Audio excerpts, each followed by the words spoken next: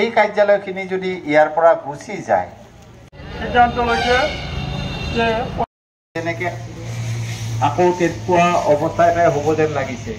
গতিকে সেই তাৰ কাৰণেই আমি এই আন্দোলনটো কৰিব লাগিব।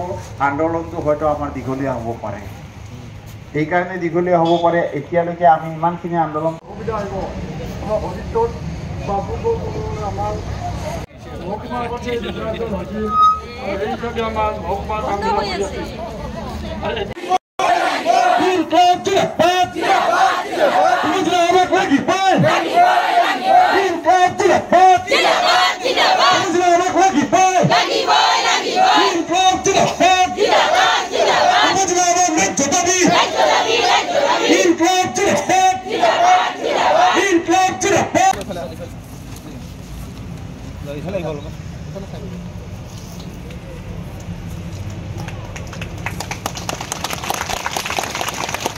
আৰু মই এই স্মাৰকপত্ৰটো গ্ৰহণ কৰিলোঁ আৰু এইটো মই ফৰৱাৰ্ড কৰিম আমাৰ জিলা প্ৰশাসনৰ জিলা আয়ুক্ত নৱদ্বীপ পাঠক ডাঙৰীয়াক আৰু তেওঁ এইটো প্ৰেজেণ্ট কৰিব টু দ্য CM